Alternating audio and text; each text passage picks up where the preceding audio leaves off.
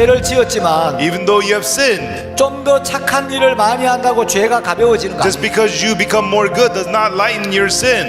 우리의 모든 죄는 오직 예수님의 피로만 씻습니다. All of our sins are washed only by the blood of Jesus. 그래서 내가 죄인인 걸 인정하고 So when you acknowledge that you're a sinner, 예수님의 피가 우리를 모든 죄에서 깨끗게 한 사실을 받아들이면 and when you accept the fact that the blood of Jesus cleansed you from all sin, 내가 의인으로 거듭납니다. you become born again righteous.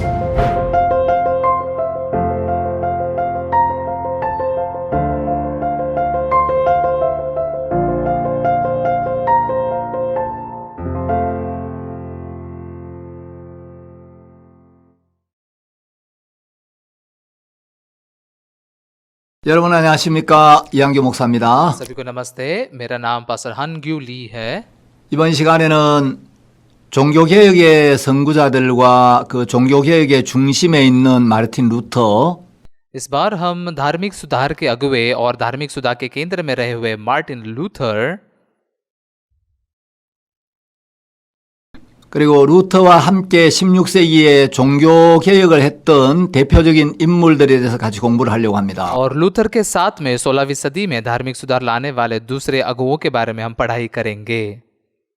기독교가 공인이 되면서 जैसे क्रिश्चियन धर्म अधिकृत हुआ, 한편으로 핍박이 없어서 감사하기도 했지만 एक तरफ जैसे अत्याचार बंद हुआ, ये बहुत धन्यवादित बात थी।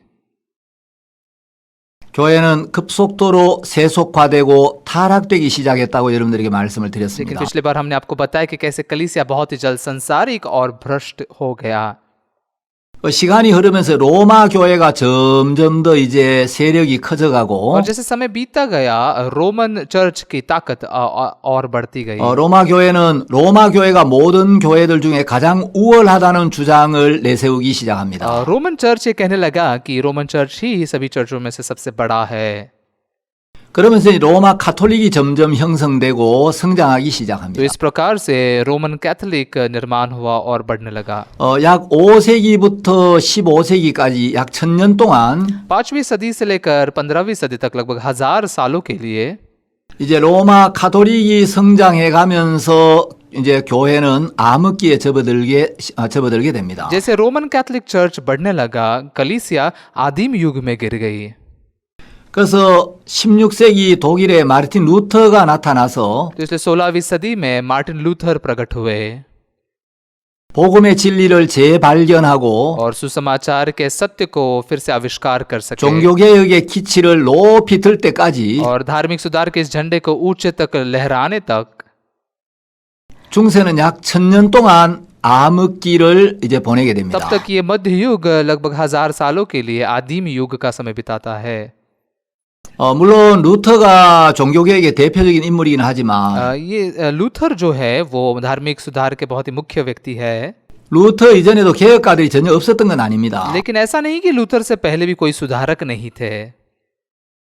시대마다 복음을 증거했던 사람들이 있었는데 हर एक सदी में ऐसे लोग थे जिन्होंने सुसमाचार की गवाही दी। 오늘은 시간 관계상 제가 12세기의 피터 왈도 आज समय ज्यादा नहीं होने के कारण 12वीं सदी के पीटर वाल्डो 그리고 14세기 영국 옥스포드 대학의 신학과 교수였던 존 위클리프 और 14वीं सदी के जॉन विक्लिफ जो इंग्लैंड के ऑक्सफोर्ड यूनिवर्सिटी के थियोलॉजी के प्रोफेसर थे। 그리고 15세기 보헤미아의 개혁가였던 얀 후스 और 15वीं सदी में बोहेमिया के सुधारक यान हुस के बारे में बात करेंगे। 그리고 16세기의 마르틴 루터 और फिर 16वीं सदी के Martin Luther, 저빙글리와 존 녹스 칼빈 등에 대해서 여러분들에게 좀 말씀을 드리려고 합니다. zwingli, John Knox और कैल्विन के बारे में मैं आपसे बात करूंगा। 12세기 프랑스의 리옹 지방에 피터 왈도라는 사람이 있었습니다. 12वीं सदी में फ्रांस के लियोन नामक जगह पर पीटर वाल्डो नाम का एक व्यक्ति था। 이 사람은 굉장한 부자였는데 ये एक बहुत ही धनवान व्यक्ति थे। 어느 날 한 시인의 노래를 듣게 되면서 एक दिन जैसे वे एक कवि के कविता को सुनते हैं, 그 노래 가사 속에 부자 청년의 회개와 구원을 주제로 한 내용이 들어 있었는데 उस कविता के बोल में एक धनवान जनवान लड़के के मन फिराव और उद्धार के बारे में लिखा था। 그 가사에 이제 큰 감동을 받고 उन बोल के द्वारा बहुत ही ज्यादा प्रभावित होकर 이 사람이 성경을 구해서 읽게 되면서 वो पवित्र शास्त्र को पाते हैं और उसको पढ़ने लगते हैं। 죄에서 자유를 얻고 그가 가지고 있던 모든 재산을 다 팔아서 가난한 자들에게 나누어 줍니다. उसके द्वारा वो पापों में से छुटकारा पाते हैं और उनकी सारी संपत्ति को बेचकर जब गरीबों में बांट देते हैं। 이제 그는 재물의 종이 아니라 예수 그리스도의 종이 되어서 तब वो किसी संपत्ति के दास नहीं बल्कि यीशु मसीह के दास बन जाते हैं। 로마 가톨릭에 맞서서 담대히 복음을 전했습니다. और फिर रोमन कैथोलिक के विरोध में जाते हुए समाचार प्रचार करते हैं। 그의 그 말씀을 들으면서 그를 따르는 사람들이 많이 늘어났고 उनके वचन को सुनकर बहुत सारे लोग उनके पीछे चलने लग गए। 사람들은 그 왈도를 따르는 사람들을 왈도파라고 불렀습니다. लोग वाल्डो का अनुसरण करने वाले लोगों को वाल्डोनीस का कहते थे। 왈도파들은 여러 세기 동안 가톨릭의 부패에 전혀 감염되지 않고 वाल्डोनीस बहुत सदियों तक कैथोलिक के भ्रष्टाचार से बिल्कुल संक्रमित नहीं हुए थे।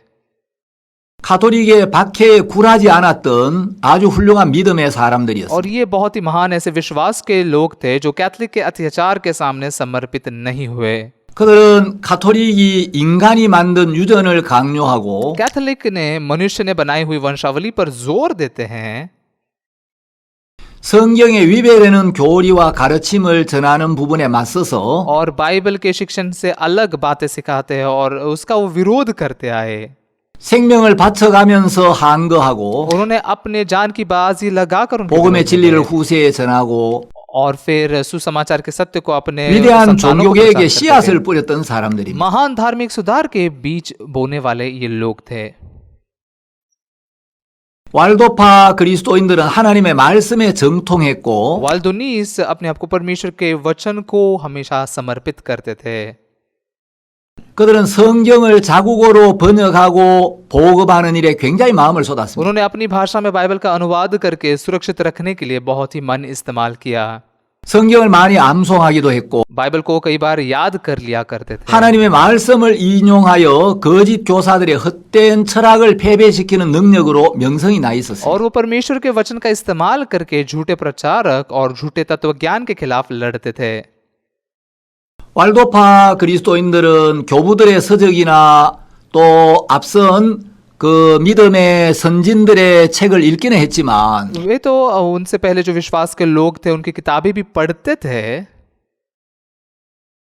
예, 성경과 일치하는 내용들만 받아들였습니다. लेकिन जो बाइबल से मेल खाती थी वैसी चीजों को ही वो स्वीकारते थे।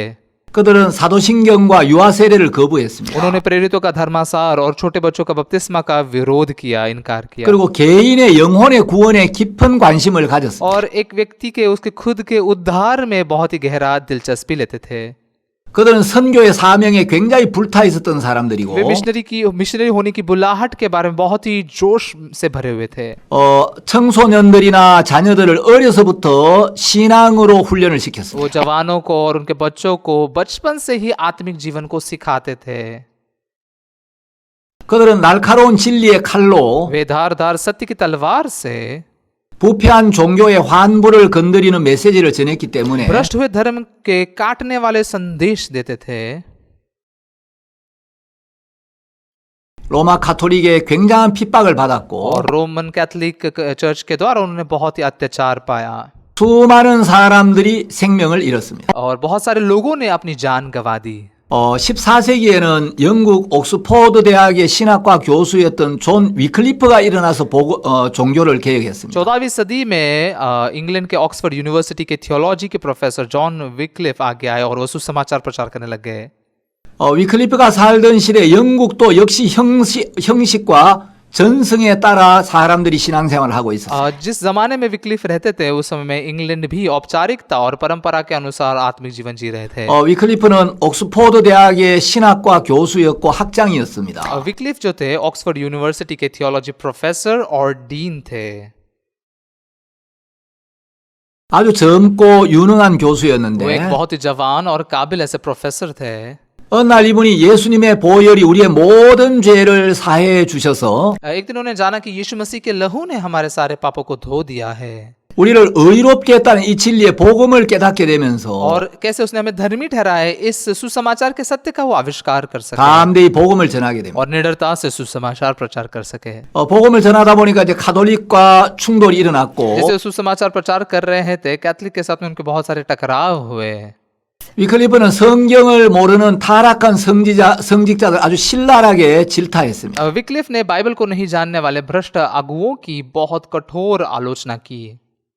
그는 교황에 대한 저항이라는 책을 써서 उन्होंने रेजिस्टेंस टू द पोप नाम की एक किताब लिखी 교황에게 정면으로 도전했고 और पूरी तरह से पोप का विरोध किया 교황을 적그리스도라고 और 공격했습니다. उन्होंने पोप को एंटी क्राइस्ट भी कहा। 역사가들은 존 위클리프가 개혁의 샛별이라고 이름을 지어주었습니다. इतिहास लोग कहते हैं कि जॉन विक्लिफ जो है वो सुधार का शुक्र तारा है। 위클리프가 세상을 떠난 뒤에 विक्लिफ के गुजर जाने के बाद में 가톨릭에서는 위클리프의 그 무덤에 있는 뼈를 꺼내서 불사르고 कैथलिक लोगों ने विक्लिफ के कब्र में से उसके हड्डियां निकालकर उसे जला दिया 근처에 있는 시내의 급류에 던져버렸습니다. और नजदीक के ही नाले में फेंक दिया। 보잘것없는 그 위클리프의 뼈가 이제 시냇물을 타고 바다로까지 흘러 तो 들어갔듯이 जैसे ये बेकार से ऐसे हड्डियां उस नाले के द्वारा बहते बहते समुंदर तक चले गए। 위클리프는 죽었지만 विक्लिफ भले मर गए 위클리프가 전했던 그 복음은 온 세계를 덮는 이제 큰 흐름을 이루었습니다. लेकिन विक्लिफ ने जो सुसमाचार प्रचार किया उसने पूरी दुनिया को ढकने का काम किया। 15세기의 가장 대표적인 복음 전도자를 들 수 있다면 15वीं सदी के अगर किसी प्रतिनिधि को चुने जो सुसमाचार प्रचार करते थे 보헤미아 프라하 대학의 총장이었던 얀 후스를 들 수가 तो हम 있습니다. बोहेमिया के प्राग यूनिवर्सिटी के डीन यान हुस के बारे में बात कर सकते हैं। 보헤미아는 오늘날의 체코슬로바키아를 이야기하는데 बोहेमिया मतलब अभी का चेकोस्लोवाकिया नाम का देश है। 이 얀 후스의 간증을 제가 읽으면서 जैसे मैंने यान हुस की गवाही को पढ़ा, 이분은 정말 머리도 좋았고 ये सच में बहुत ही होशियार थे 젊은 나이에 그 프라하 대학의 교수가 되었고 और बहुत ही कम उम्र में वो प्राग यूनिवर्सिटी के 30대 초반에 프라하 대학의 총장이 되었어요. और 30 साल की उम्र में ही वो प्राग यूनिवर्सिटी के डीन बन गए। 그 당시 보헤미아는 독일의 지배를 받고 있었는데 उस समय जर्मनी बोहेमिया पर राज्य करती थी। 보헤미아 사람이 프라하 대학의 총장이 되었다는 것은 굉장한 일이었고 बोहेमिया का एक व्यक्ति प्राग यूनिवर्सिटी का डीन बना, ये बहुत ही बड़ी चीज थी। 이 후스는 보헤미아 국민들에게 민족적인 영웅이었습니다. हुस जो थे बोहेमिया के लोगों के लिए एक राष्ट्रीय हीरो थे। 후스가 어렸을 때 아버지를 잃고 हुस ने बचपन में ही अपने पिताजी को गवा दिया 이제 머리가 좋아서 프라하 대학에 장학생으로 입학하게 और 되는데 बहुत ही होशियार थे, इसलिए प्राग यूनिवर्सिटी में उन्होंने स्कॉलरशिप पाकर प्रवेश किया।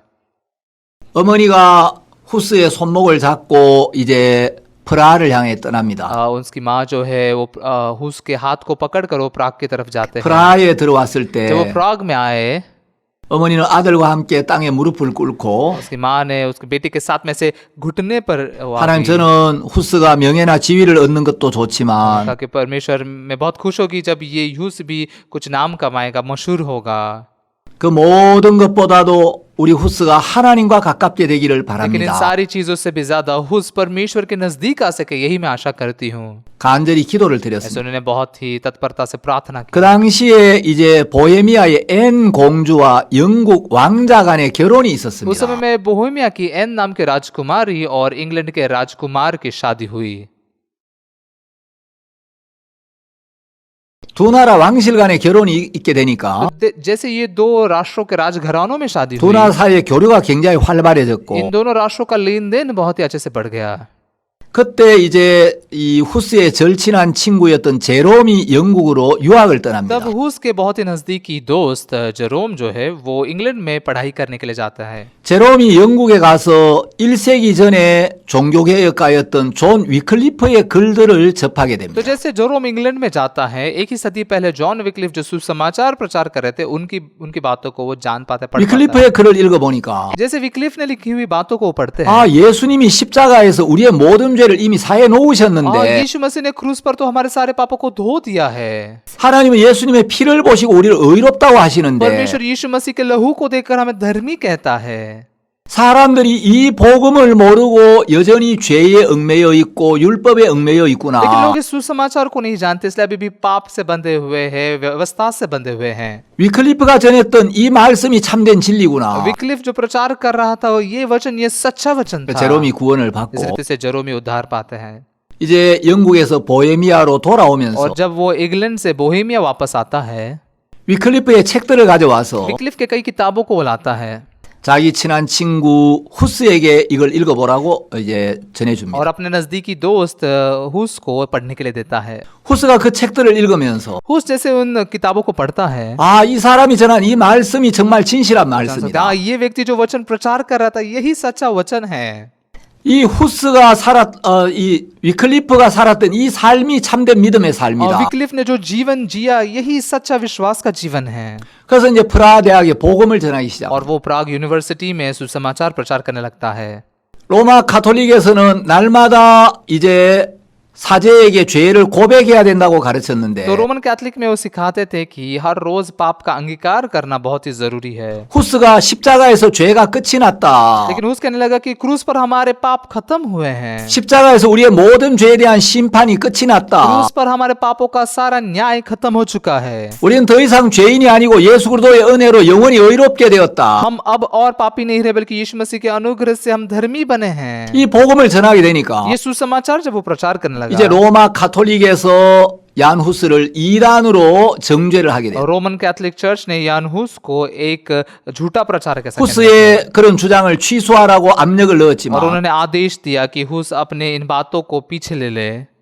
후스는 거기에 굴하지 않고 계속해서 이 진리의 말씀을 외쳤어요. लेकिन हुस ने उनके सामने घुटने नहीं टेके और लगातार ये सच्चा सुसमाचार प्रचार करने लगा। 이제 로마 가톨릭에서 그 주장을 취소하라고 해도 말을 듣지 않으니까 लेकिन जैसे रोमन कैथलिक चर्च उसको बोल रहे थे कि उनकी बातों को इनकार करे, लेकिन वो सुन नहीं रहा था। 후스를 죽이기 위하여 이제 콘스탄츠라는 그 도시로 후스를 소환합니다. हुस को मारने के लिए कॉन्स्टेंस नाम की इस शहर में वो उसको बुलाते हैं।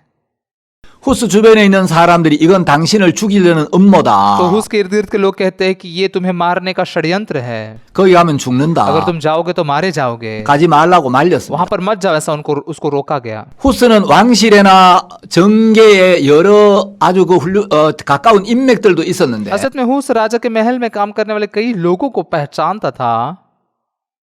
이분은 늘 하나님 앞에 자기를 무익하게 여기고 लेकिन ये हमेशा परमेश्वर के सामने अपने आप को निकम्मा मानता था। 나 같은 사람이 주를 위해 만일에 죽어야 한다면 죽겠다고. तो अगर मेरे जैसे व्यक्ति के लिए, प्रभु के लिए मरना होगा तो मैं मर जाऊंगा। 그래서 콘스탄츠로 तो 향합니다. इसलिए वो कॉन्स्टेंट की तरफ जाता है। 후스가 갔을 때 जब हुस वहां पर जाता है, 후스가 제대로 후스의 입장을 변론할 기회도 주지 않고 उसको उसके बारे में बताने के लिए, उसकी बातें बताने के लिए मौका भी नहीं दिया जाता। 가톨릭에서 후스를 지하에다가 가두어 버립니다. तो कैथलिक लोग हुस को एक बेसमेंट में बंद करके रखते हैं। 후스는 그 지하에 3개월 동안 갇혀 있으면서 हुस उस जगह पर 3 महीने तक बंद रहता है। 제대로 먹지도 못하고 वहां पर अच्छे से खाना भी नहीं खा पाता 추위로 떨고 और ठंड के मारे बहुत ही थरथराता रहता है 말라리아에 걸려서 굉장히 힘든 시간을 और 보내. मलेरिया होकर बहुत ही तकलीफदायक समय बिताता है। 말할 수 없는 고통을 당하다가 बहुत ही बयान नहीं कर सकने वाले दर्द का सामना करता है 쇠사슬에 묶인 채 다른 장소로 옮겨져서 और जंजीरों से बांधा जाकर उसे दूसरी जगह पर लिया जाता है। 75일 동안 시간을 보내는데 75 दिन तक का वो दिन बिताता है। 그때 출혈과 두통 그리고 여러 가지 그 질병으로 몸이 굉장히 उस 쇠약해졌어요. समय खून बहने से और बहुत दर्द के कारण उसका शरीर बहुत कमजोर हो गया था।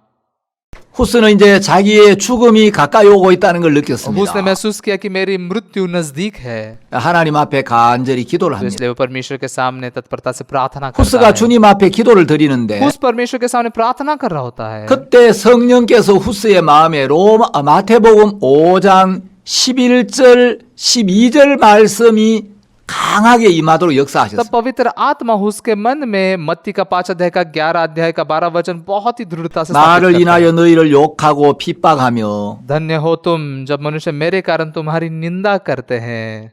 거짓으로 너희를 거스려 너희에게 모든 악한 말을 할 때는 और सताए और झूठ बोल बोलकर तुम्हारे विरोध में सब 기뻐하고 प्रकार की बुरी 즐거워하라. बातें कहे, तब आनंदित रहो और मगन होना, 하늘에서 너희의 상이 큼이라. क्योंकि तुम्हारे लिए स्वर्ग में बड़ा फल है। 이 말씀이 후스의 영혼을 완전히 점령해 버립니다. ये वचन जो है हुस के आत्मा को पूरा स्थिर कर देता है, दृढ़ कर देता है।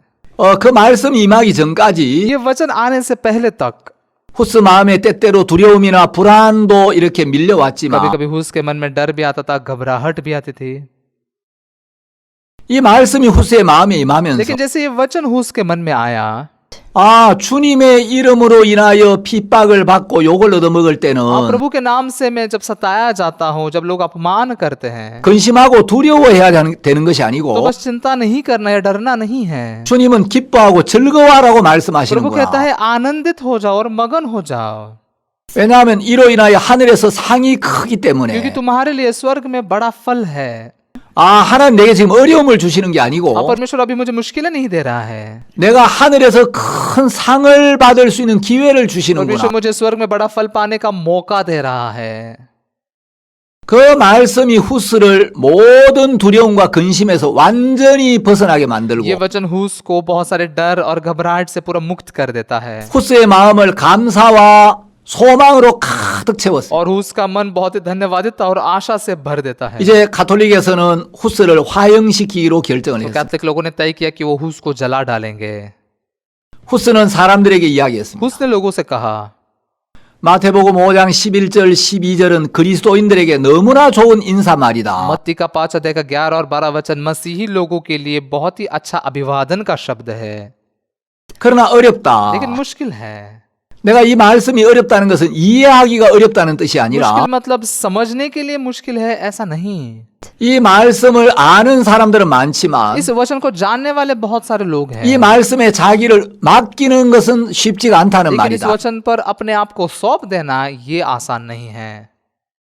이제 후스는 화형장으로 तब 끌려갑니다. हुस को जलाए जाने के लिए लेकर जाया जाता है। 대개 이제 로마 시대에 순교를 당할 때 그 순교자들이 화형장에 끌려가는 장면을 보면 अगर हम रोम के समय में जो शहीद होते थे उन लोगों को जैसे जलाया जाता था, उसके माहौल को देखते तो 굉장히 분위기가 무겁고 또 이제 그 비장한 가운데 이제 화형장으로 तो 가는데 माहौल बहुत ही भारी और उदासी में से उनको ऐसे जलाने के लिए ले जाया 후스는 जाता था। 아주 즐겁고 씩씩하게 화형장으로 가게 돼. लेकिन हुस बहुत ही आनंद से और खुशी से जलाने के लिए चला जाता है। 그 당시에 시편 가사를 가지고 만든 찬송가가 उस 있었는데 समय में भजन संहिता के बोल से लेकर कुछ गीत 그 बनाए 찬송을 गए थे। 부르면서 उन गीतों को गाते हुए 후스가 당당하게 화형주를 향하여 이제 걸음을 옮깁니다. हुस निडरता से जलाए जाने के लिए चलता हुआ जाता है, 왜냐하면 하늘의 상을 향하여 가는 걸음이었기 क्योंकि वो उसके स्वर्ग के बड़े फल के प्रति के कदम थे।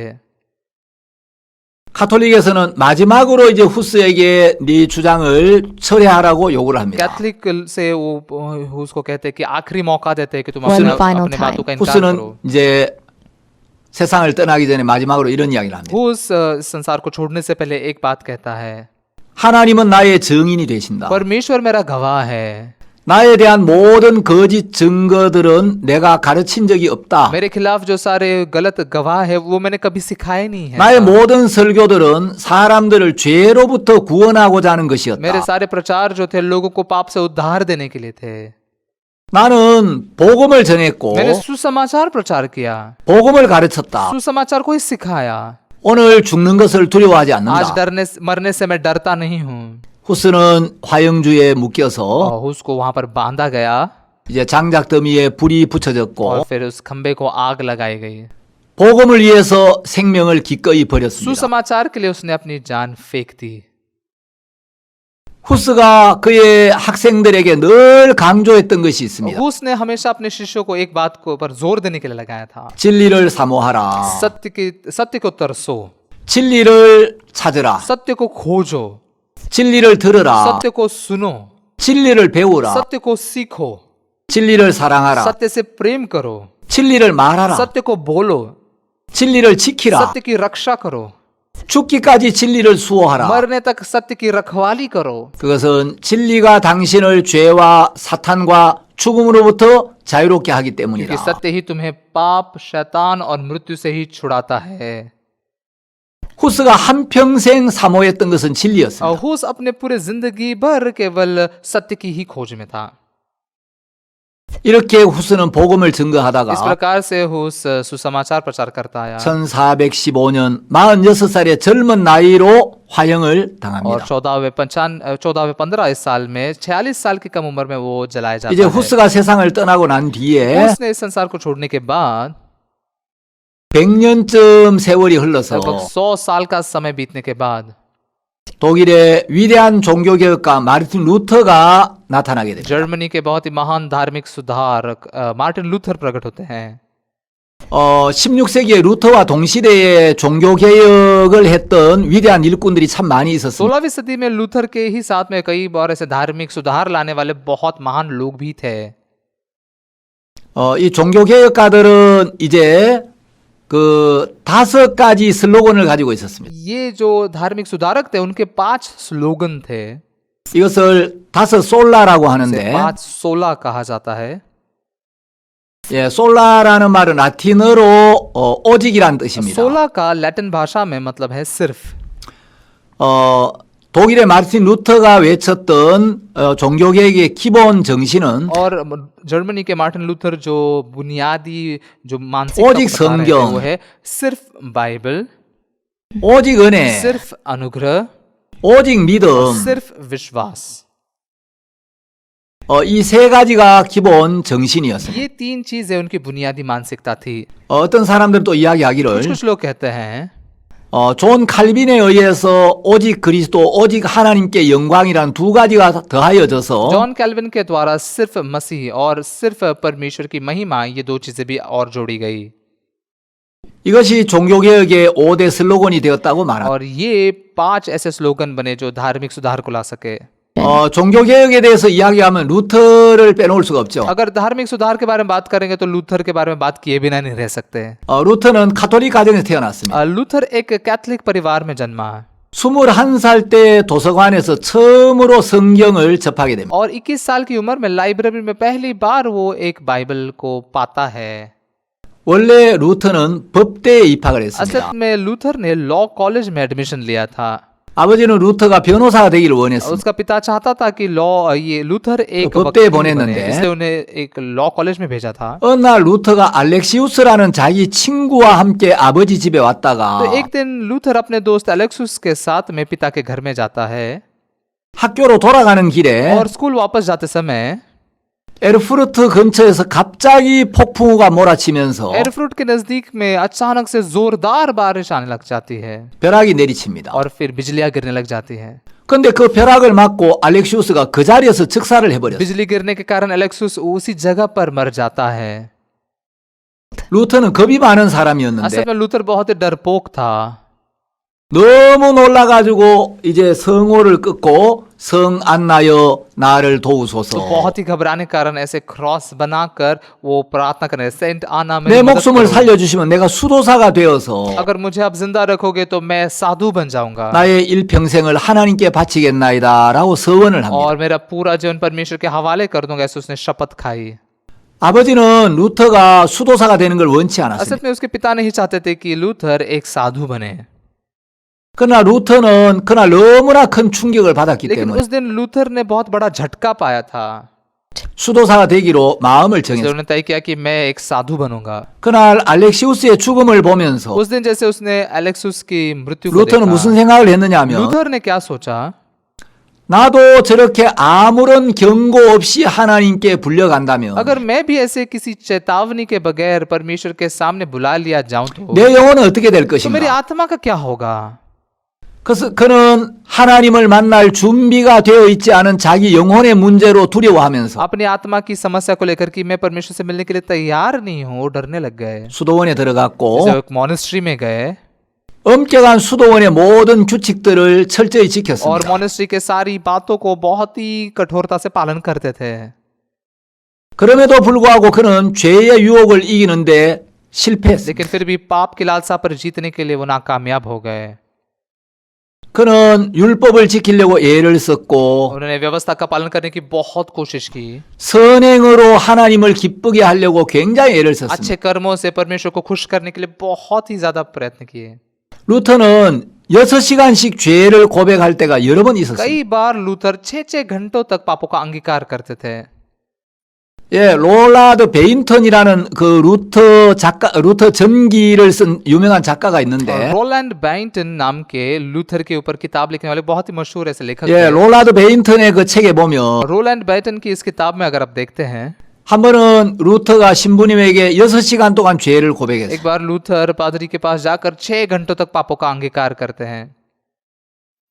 어릴 때부터 자기가 지어온 모든 죄를 기억나는 대로 다 고백을 하고 बचपन से लेकर जो पाप उन्होंने किया था सब कुछ जैसे याद आ रहा था उसका अंगीकार वो कर रहे थे। 집으로 돌아가다가 생각을 하니까 미처 기억이 나지 않아서 고백하지 못한 죄가 또 생각이 났어요. घर वापस जाते हुए उनको फिर से ऐसा पाप याद आ गया जो वो याद नहीं कर पाए और अंगीकार नहीं कर पाए थे। 아, 내가 이 죄를 고백하지 तो 못했구나. उन्होंने सोचा मैंने इस पाप का अंगीकार नहीं किया, 다시 신부님을 तो 찾아갔어요. फिर से उस पादरी के पास जाते हैं। 신부님, 제가 고백하지 못한 죄가 있는데 다시 고백 성사를 하고 싶습니다. पादरी जी कुछ ऐसा पाप है जिसका अंगीकार मैंने नहीं किया, फिर से मैं अंगीकार करना चाहता हूँ। 신부가 화를 버럭 तो 냈습니다. उस समय वो पादरी बहुत गुस्सा हो जाता है। 이 사람아, 6시간 동안이나 죄를 고백해놓고 हाँ, तुमने तो 6 घंटे तक पापों का अंगीकार किया है, 무슨 죄를 또 고백한단 말인가? और कौन से पाप का अंगीकार करोगे? 부모를 죽였다든지 तुमने अगर अपने माँ बाप को मारा है 간음을 या फिर 했다든지 विचार किया है, 그런 큰 죄나 고백하란 말이야. ऐसे बड़े बड़े पापों का ही अंगीकार करो। 루터는 그날 집으로 돌아오면서 उस दिन जैसे लूथर अपने घर वापस आता है, 아, 내가 지은 죄를 다 기억하는 것도 불가능한데 मैंने किए हुए सारे पापों को याद करना भी असंभव है। 내가 지은 죄를 낱낱이 고백해야 죄 사함을 अगर 받는다면 मेरे सारे पापों को एक एक करके अंगीकार करने से मेरे क्षमा 난 मिलेगी, 도저히 의롭게 될 수 तो 없고 मैं कभी धर्मी नहीं बन सकता, 영생과 구원을 얻을 수 मैं 없겠다. अनंत जीवन और उद्धार नहीं पा सकता। 그런데 이제 어느 날 그 루터의 수도원에 요한 슈타위츠라는 이제 나이 많은 신부님이 찾아오게 तब 됩니다. लूथर के मोनेस्ट्री में वहां पर योहान वोन स्टुपिच नाम के एक बहुत ही बुजुर्ग पादरी आते हैं। 루터가 율법을 지키고 लूथर व्यवस्था का पालन कर रहा है 고행과 선행을 통하여 구원에 이르려고 애를 쓰고 있는 모습을 और 보면 अपने आप को पीड़ा देकर और अच्छे काम करके वो उद्धार पाने की कोशिश कर रहे हैं, ऐसा उन्होंने देखा।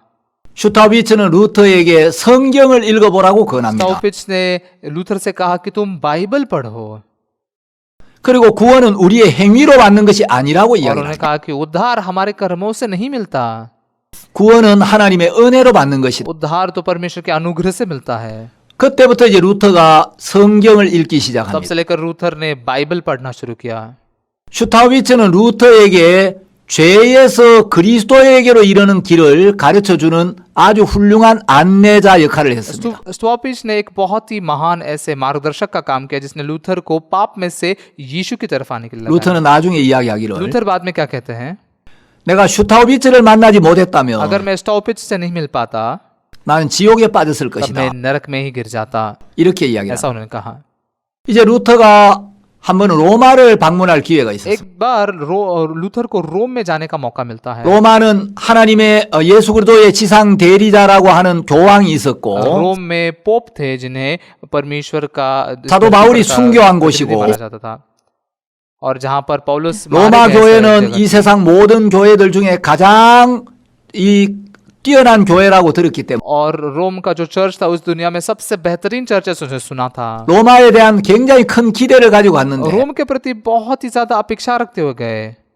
로마에 가서 루터는 이 성직자들의 타락상을 직접 목격하게 되면서 रोम में जाकर जैसे लूथर ने अपनी आंखों से पादरी लोगों के भ्रष्टाचार को देखा, 굉장한 실망을 느끼고 돌아오게 됩니다. बहुत ही निराश होकर वापस आ गए।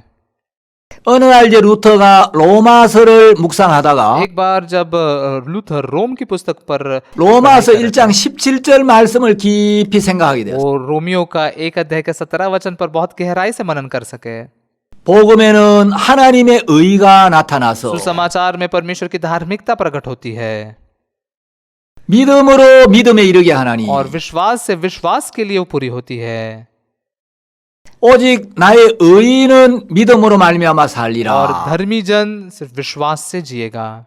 이 말씀이 루터의 영혼을 완전히 흔들어 깨우면서 इस वचन ने लूथर की आत्मा को हिलाया और जगाया। 루터가 모든 죄의 사슬에서 벗어나고 तब लूथर सारे पापों के जंजीरों में से मुक्त हो गया।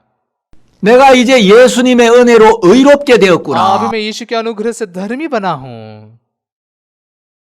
예수님이 십자가에 흘리신 피로 내 모든 죄가 완벽하게 यीशु ने 사해졌구나. क्रूस पर बहाए हुए लहू से मेरे सारे पाप परिपूर्ण रूप से धोए गए हैं। 복음에는 하나님의 의가 나타나는데 सुसमाचार में परमेश्वर की धार्मिकता प्रकट होती है। 난 지금까지 하나님의 의를 깨닫고 받아들이지 अब 아니하고 तक मैं परमेश्वर की इस धार्मिकता को जान नहीं सका और स्वीकार नहीं सका 내 자신의 의를 세우는데 마음이 빠져 있었기 और 때문에 मेरे खुद की धार्मिकता को स्थापित करने में ही मेरा मन लगा हुआ था। 내가 신앙이 피곤하고 इसलिए मेरा आत्मिक जीवन थका हुआ था 힘들 수밖에 없었구나. और केवल तकलीफदायक ही हो सकता था। 그래서 그날 루터는 이런 이야기를 합니다. तो इसलिए उस दिन लूथर ने ऐसा कहा, 나는 다시 태어나서 천국으로 통하는 활짝 열린 문으로 들어선 उन्होंने कहा 느낌이었다. कि मुझे ऐसा लगा कि मैंने नया जन्म पाया हो और स्वर्ग के पूरे खुले हुए द्वार के सामने खड़ा हूँ। 루터가 율법의 행위 아래 있었을 때 जब लूथर अपने व्यवस्था के कर्मों के अंदर था, 하나님은 늘 조금만 잘못하면 진노하시는 무서운 하나님으로 परमेश्वर 나타났었는데 बस उसके लिए एक डरावना परमेश्वर जो थोड़े सी भी गलती पर दंड देता है ऐसा था। 이제 십자가를 통해 나타내신 하나님의 은혜와 진정한 사랑을 발견하면서 लेकिन जैसे क्रूस के द्वारा परमेश्वर का सच्चा अनुग्रह और उसका सच्चा प्यार जैसे उसने पाया, 이제 루터에게 나타난 하나님은 진노의 하나님이 अब 아니라 लूथर पर प्रकट हुआ परमेश्वर वो क्रोध का परमेश्वर नहीं था, 은혜와 사랑의 하나님으로 나타나셨어요. बल्कि अनुग्रह और प्रेम के परमेश्वर के तौर पर परमेश्वर प्रकट हुआ। 그래서 이제 루터는 이 복음을 전하기 तो 시작합니다. इसलिए तब से लूथर सुसमाचार प्रचार करने लगता है। 이제 루터가 영적인 눈이 떠지고 나서 보니까 और लूथर के जब आत्मिक आंखें खुल जाती है 로마 카톨릭에서 면죄부를 팔고 있는 तो 거예요. उसने देखा कि रोमन कैथोलिक चर्च इंडल्जेंसेस बेच रहे होते थे। 자, 여러분 사람들이 왜 면죄부를 लोग 샀겠습니까? इन इंडल्जेंसेस को क्यों खरीदते थे? 두 가지 이유가 있었죠. दो कारण थे। 사람들이 죄가 있으면 심판을 받고 형벌이 있다는 걸 분명히 의식했다. लोगों को पक्का पता था और जानते थे कि अगर मुझ में पाप है तो मेरा दंड मिलेगा मुझे। 하나님은 거룩하시기 때문에 परमेश्वर पवित्र है, 죄를 가지고는 절대 하늘나라 갈 수 इसलिए 없다. पाप लेकर स्वर्ग के राज्य में बिल्कुल नहीं जा सकते। 사람들이 그걸 의식했기 때문에 लोग इस बात को जानते थे, 이제 죄에 대하여 두려움을 느끼고 있어요. इसलिए पाप के प्रति का डर उनमें था। 두 번째 사람들이 면죄부를 샀던 और 이유는 दूसरा कारण कि क्यों लोग इन इंडल्जेंसेस को खरीदते थे, 죄를 사함받는 정확한 말씀을 몰랐기 때문에. क्योंकि पापों की क्षमा कैसे पाई जाती है ये सटीक वचन वो नहीं जानते थे। 여러분 죄는 면죄부를 산다고 사해지는 게 아닙니다. पाप बस इंडल्जेंसेस खरीदने से धोए नहीं जाते हैं। 우리가 반드시 회개해야 하지만 हमने निश्चित ही पश्चाताप करना जरूरी है, 회개가 죄를 사는 건 लेकिन 아닙니다. पश्चाताप पाप नहीं धोता। 우리가 죄를 인정하고 죄를 고백해야 हमने 하지만 पाप को मानना जरूरी है, पाप का अंगीकार करना जरूरी है, 우리가 죄를 고백한다고 죄가 लेकिन 사해지는 건 बस 아닙니다. पाप का अंगीकार करके ही पाप धोया नहीं जाता। 루터는 죄를 6시간 동안 고백했지만 लूथर ने 6-6 घंटों के लिए पापों का अंगीकार किया, 그렇다고 해서 자기 마음에 있는 죄가 없어지진 लेकिन 않아요. इस प्रकार से उसके मन के पाप मिटाए नहीं गए।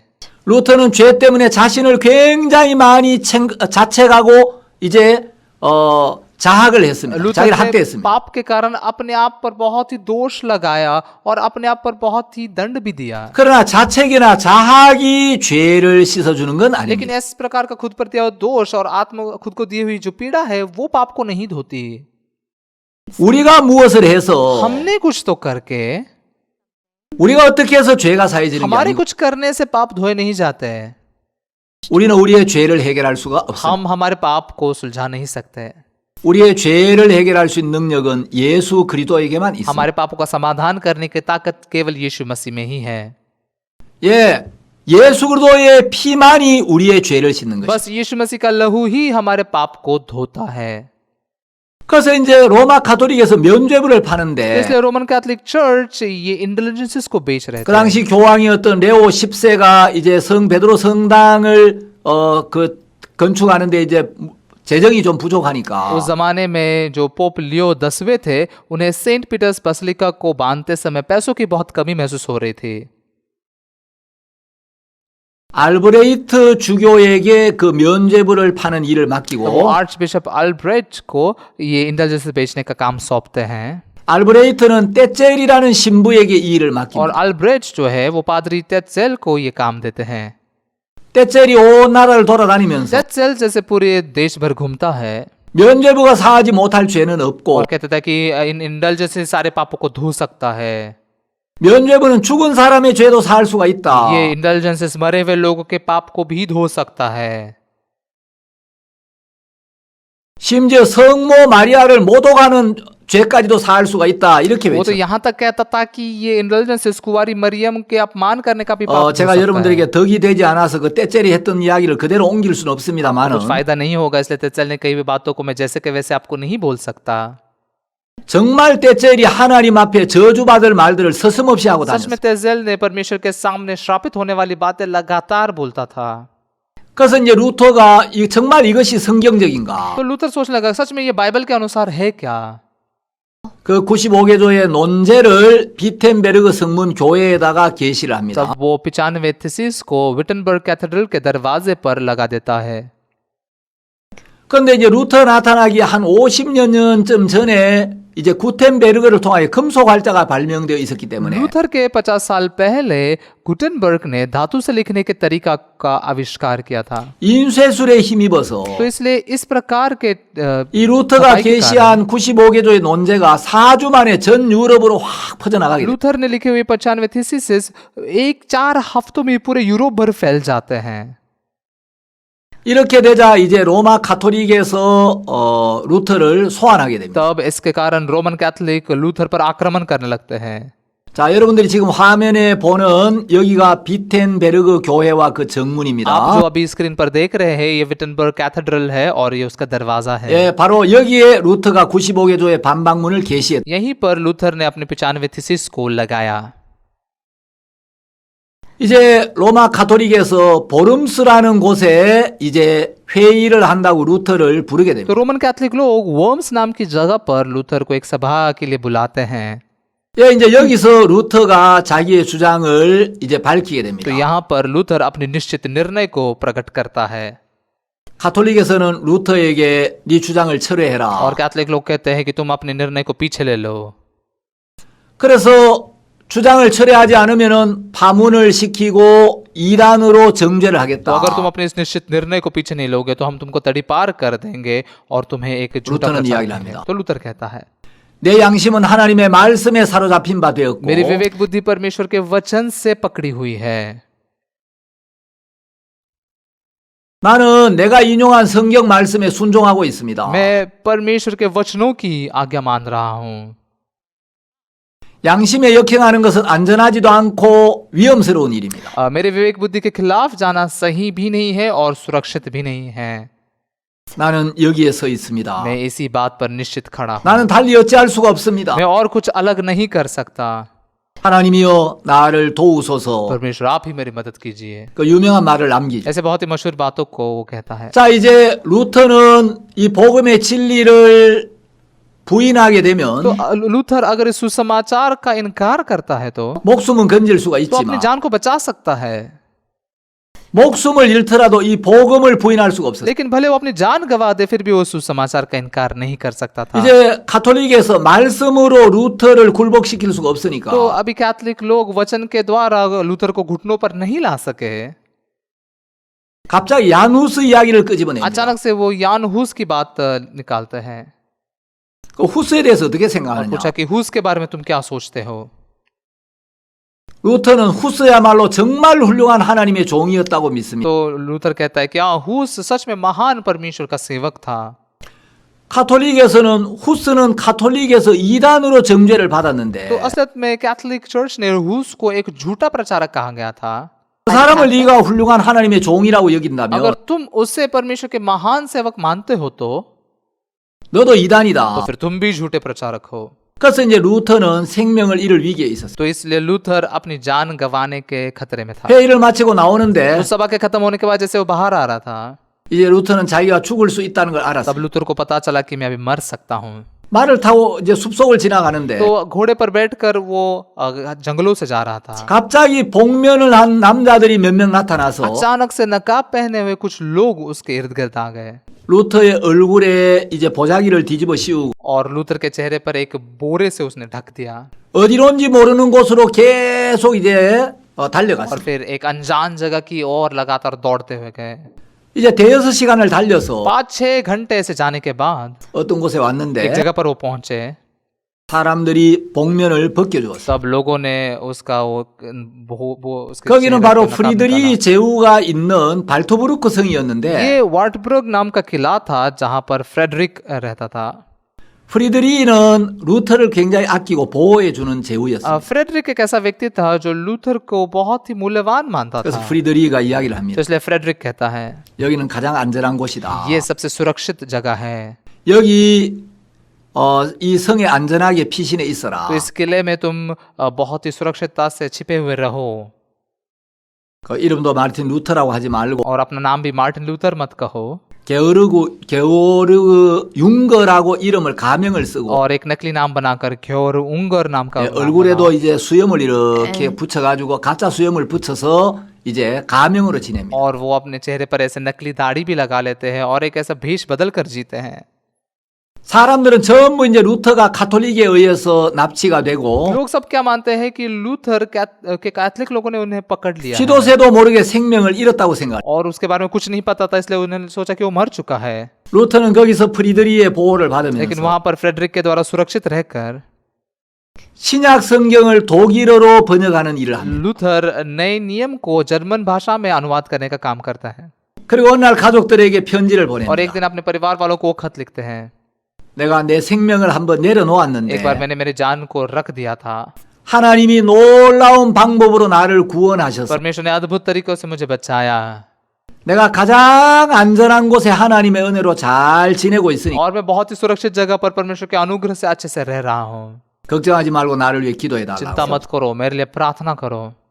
그리고 그 편지 맨 끝에다가 और उस खत के आखिर में उसने लिखा, 나의 반모 섬으로부터 मेरे पाटमोस द्वीप से, 편지를 보냅니다. ऐसे उसने खत लिखा। 가족들은 전부 루터가 죽은 줄 सब 알았다가 लोगों को लगा, परिवार वालों को लगा कि लूथर मर चुका है 루터가 살아있다는 이야기를 듣고 너무너무 감사하고 और 놀랐어요. लूथर जिंदा इस बात को सुनकर वो बहुत धन्यवादी थे, बहुत खुश हुए।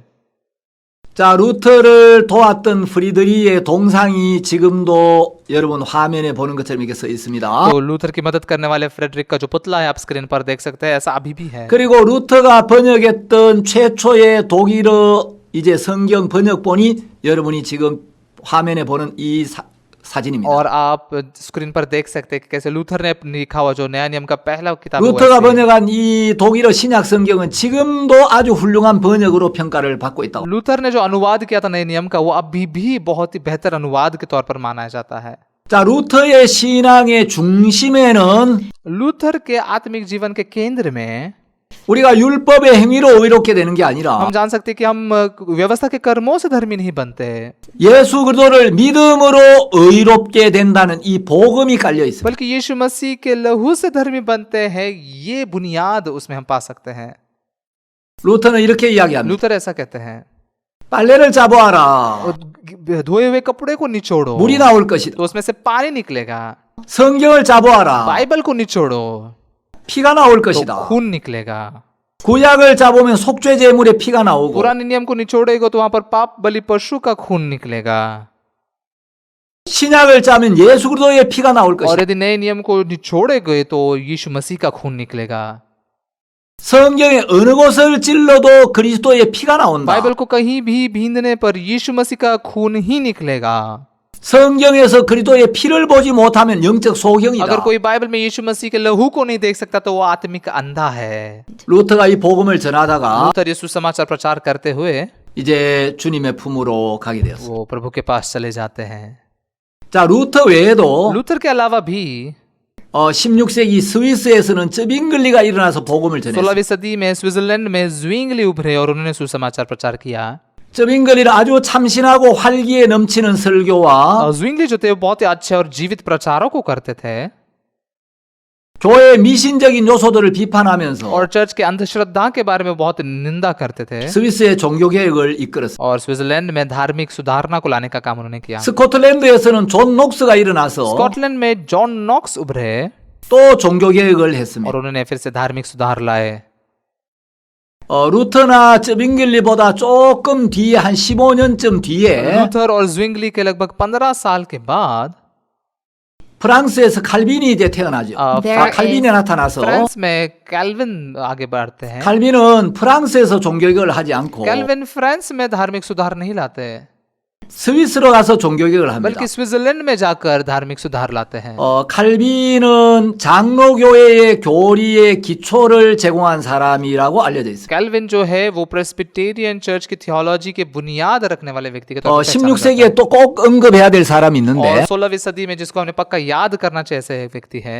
성경을 번역하고 출판하고 보급하는 일을 하다가 बाइबल को लिखकर अनुवाद करके उसे सुरक्षा करने वाला एक व्यक्ति है 화형을 당했던 정말 귀한 इस 분인데 प्रकार से करते हुए जलाए जाने वाला एक बहुत ही मूल्यवान व्यक्ति है 영국의 윌리엄 틴데일이라는 사람이 있어요. वो इंग्लैंड के विलियम टिंडेल है 그는 성경을 번역했다는 이유로 목이 잘렸고 उन्होंने बाइबल का अनुवाद किया इसलिए उनका गला काट दिया गया 그의 시신은 화형용 기둥에 묶여져서 다시 불태워졌어요. और उनके मृतदेह को एक खंबे से बांधकर फिर से जलाया गया